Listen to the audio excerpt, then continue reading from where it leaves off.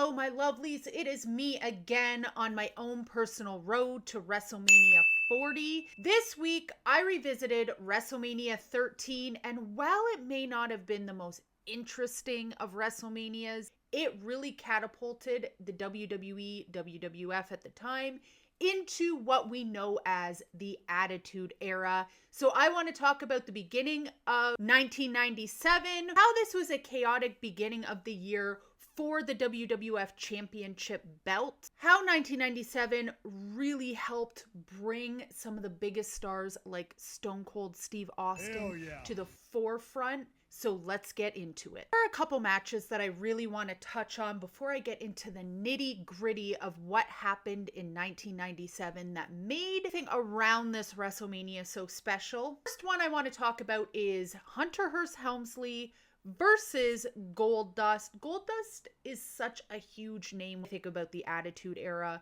Just his whole character, he really pushed the boundaries when it came to entertainment in the WWF, WWE. Up against Hunter Hearst Helmsley, we would better know him as Triple H, and of course another big name with factions like DX. So hold on to your hats because a lot of stuff happens in 1997, the year of WrestleMania 13. WrestleMania 13 happened March 21st, 1997. In August 1997, that's when DX forms. But at this WrestleMania, Triple H, or Hunter Hearst Helmsley, is still this silver spoon in his mouth, rich, snobby kid, but he does come out with one of the legendary, iconic women of pro wrestling, and that's Chyna. In his corner, Goldust obviously has his real-life wife, Marlena, in his. This match is pretty solid. It is a fun match to watch, but you can kind of see where things are taking a shift in WrestleMania 13 with these two. At the end of this match, Chyna does grab Marlena outside of the ring, and man, does she give her a good shake. It actually scared me.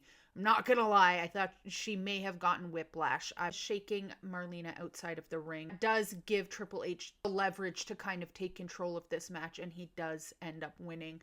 But even this match felt like it was pushing the boundaries a little more than what we have seen, obviously, in like the previous WrestleManias. WrestleMania 12, previously to this one, with Goldust and Piper out in the parking lot. If you really push the envelope, but like I was saying, Goldust just tends to do that. This match was a fun watch, and it really goes to show where we are headed in the WWE at this point. Another match that I'm going to touch on right now is the Sultan versus Rocky Maivia. Rocky Maivia obviously goes on to become The Rock. When it comes to iconic pro wrestlers that are kind of synonymous with the WWE, The Rock is most definitely one of them. At this point, as Rocky Maivia, though, they're kind of trying to push him as a babyface. Not really working out. People are still booing him. You could tell at this match there were some people cheering him, but wasn't getting the pop that they needed. They had him up against the Sultan. The Sultan was a masked wrestler that didn't speak. He would later go on to become Rikishi. 1997 being a big year that really catapulted WWF into the Attitude Era. August 1997 is when Rocky Maivia becomes The Rock, lashing out at the fans because, you know what, if you're gonna boo me, I'm gonna give you a reason to boo me. We did have other big names on this card like Owen Hart, Nation of Domination, British Bulldog, but I think the meat and potatoes of WrestleMania 13 is really the Bret Hart versus Stone Cold Steve Austin, and a very unfortunate match in my eyes, Psycho Sid and The Undertaker. But both of these matches happened, but they weren't supposed to happen. And we're going to get into that today. And again, how this really pushed us into the Attitude Era, getting big names like Stone Cold Steve Austin. So let's get into that. So to get into 1997 and these two matches that ended up happening, we're also going to get into something called the Montreal Screwjob. You guys probably know what that is already. I will touch on it a little bit. Previously to the Montreal Screwjob, we got one of my favorite documentaries. That documentary was called Wrestling with Shadows. So it goes over Bret Hart as a wrestler, Stu Hart, the Hart Foundation, Bret Hart coming up in the wrestling world. They started filming Wrestling with Shadows in 1997 all the way up to the Montreal Screwjob. And it also goes over Bret Hart and trying to find his footing in 1997 because these bigger stars were coming up, little bit grittier stars, and Bret Hart was just kind of your Canadian hero, wanted to be that superhero for the kids, and it was kind of losing a little bit of steam. And I know a lot of people say that Bret Hart wasn't all that great on the mic, but Bret Hart as a heel definitely for me hit a little bit different. What I love about Wrestling with Shadows, it really showed the behind the scenes stuff leading up to the Montreal Screwjob. Bret Hart really having trouble with, Shawn Michaels. They had their back and forth. Shawn Michaels making the sunny days comment at Bret Hart. Lately you've had some sunny days, my friend. You still can't get the job done. If you don't know, it's because there were some rumors going around that Bret Hart was sleeping with Sunny, aka Tammy Sitch. It did come out later that that was actually Shawn Michaels, so projection much. Wrestling with Shadows was filmed through 1997. It didn't come out till 1998, but it did go up to the Survivor Series. Happened in December 1997, which was the Montreal Screwjob. The Montreal Screwjob, obviously, Bret screwed Bret, if that's the way you want to think about it, but Bret did not want to drop his belt to Shawn Michaels at Survivor Series. Bret Hart was leaving for WCW. That didn't go so well. Bret Hart did not want to drop his belt at Survivor Series. It's been said that he did not want to drop the belt in Canada. Bret Hart is from Alberta. Survivor Series in 1997 in December was in Montreal. So, you are on your home and native land, Bret Hart. But, they're very far away from one another. If you did watch WrestleMania 12 or watch my review of it, you know that Bret Hart was champion going into WrestleMania 12, but lost the belt to Shawn Michaels.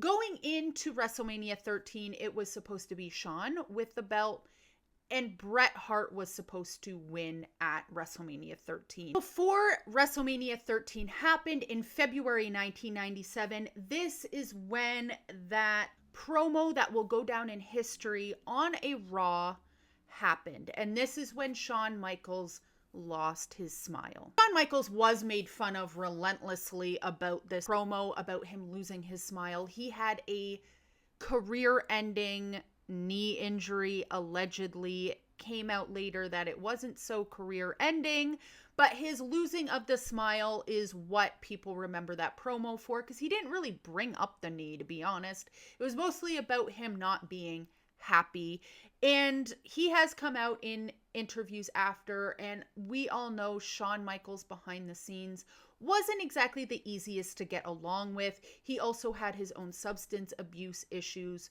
While that promo may have been hard to listen to, it was probably harder for him to do. I just find the timing of that very suspicious, that he was supposed to go into the next month, March 1997, dropping the belt to Bret Hart. While his injuries were legitimate, they probably weren't as bad as maybe he was leading on. I don't think he wanted to drop the belt to Bret Hart at any point because of their history and hostility against each other. At that Raw in 1997, he did have to vacate his belt due to losing his smile. Now that HBK has vacated the belt, February 16th, we'll be getting In Your House 13, where they will have a fatal 4-way match for the vacated WWF Championship.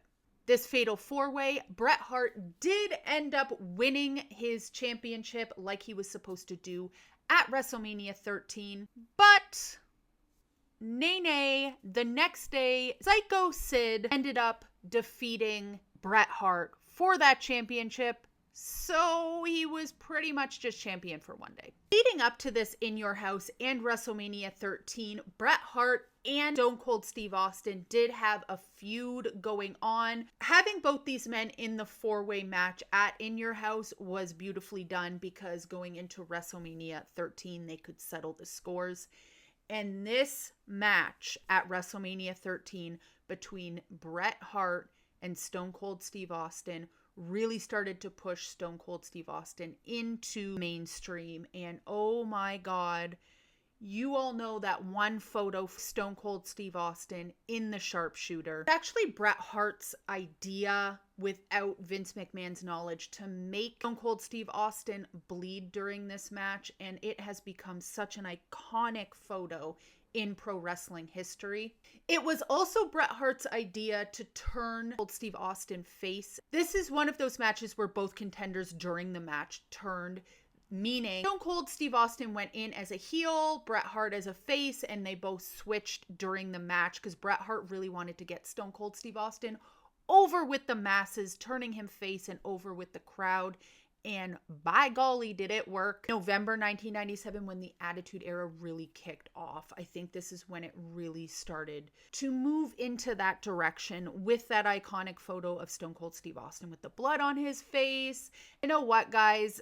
The Attitude Era is something we look so fondly back on. What do you guys think of the Attitude Era? I know it has some nostalgia factor to it, and it was really grimy, and I think that's why we all loved it, but there was a lot of bad stuff in there too. Let's not forget that. I think WrestleMania 13 and everything surrounding it really pushed the WWF in a new direction. Before WrestleMania 13, this is when the WWE started to lose some of that it factor. It started to lose some of the fans. The numbers weren't doing as well.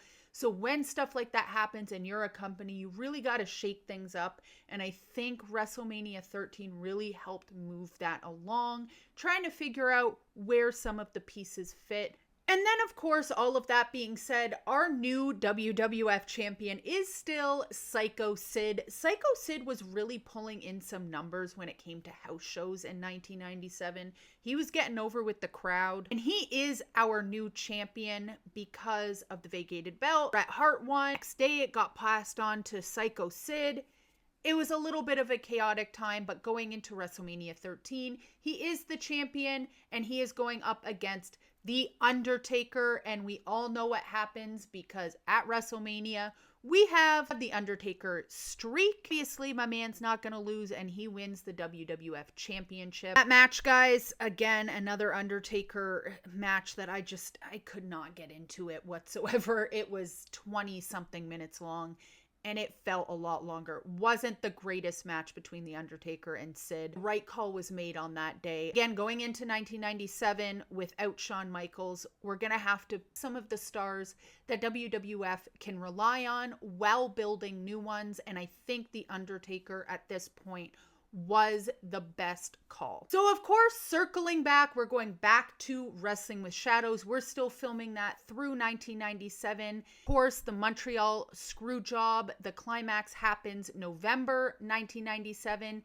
at Survivor Series. So this is when Bret Hart doesn't want to drop his belt to Shawn Michaels. Shawn Michaels wouldn't do the job for him.